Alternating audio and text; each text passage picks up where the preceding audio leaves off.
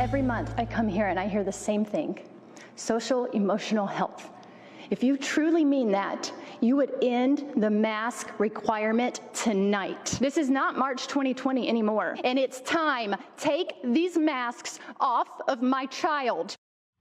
That Georgia mother is going viral after taking a stand for students and her child and demanding her county school board remove their mask mandate. This is in Gwinnett County down in Georgia. Our next guest has been pressing the CDC for answers on why they are still requiring children as young as 2 to wear masks. Here now is Utah Senator Mike Lee. Good morning to you, Senator. Good morning. You can hear the lady's frustration. She stood up there and she said, my child and other children in our district are begging parents to come to these school board meetings. Tell them, please, beg for them. These kids don't want to wear masks at school. And then tell us about the letter that you sent.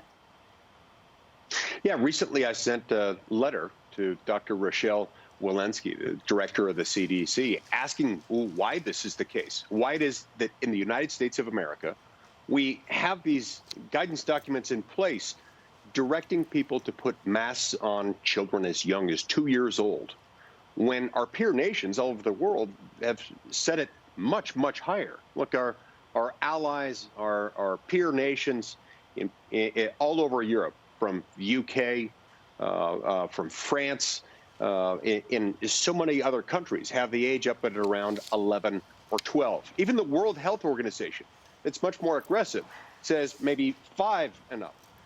But to set it at 2 and up in the United States reflects some real hubris. It reflects really what happens when somebody issuing the guidance documents doesn't spend a lot of time with 2-year-olds. But as much as anything, we just want to know what the scientific evidence is. Look, we know that children of that age have a lower rate of infection. We have reason to believe that they have a tendency to spread the virus less. So I want to know what their scientific evidence is that we need to have children as young as 2 being forced to wear a mask.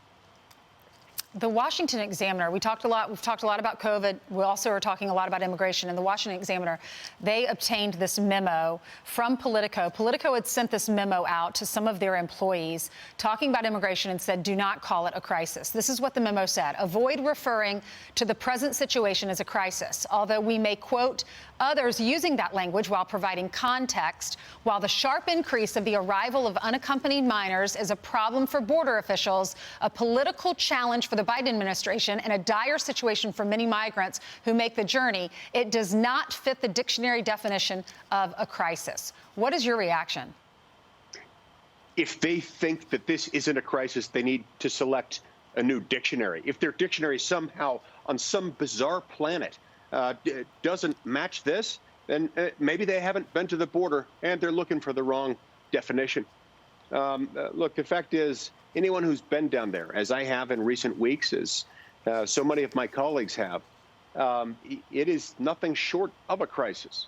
Look, we were down there. We literally saw a human body floating in the Rio Grande. We literally saw women and infant children sleeping in the dirt, and we saw 4,200 children crammed into a facility currently designed to handle no more than 250. If that's not a crisis, I don't know what is. The human suffering here is beyond a scale that most Americans see on any regular basis. So the real question is, why are they just deciding to do favors for the Biden administration by distorting the truth? They've done other headlines that talk about the economic crisis, police brutality and racism is a crisis, the climate is a crisis, but apparently not immigration. Senator Lee, thank you so much for being on with us. Have a great weekend. Thank you. Same to you. You're welcome. Thank you.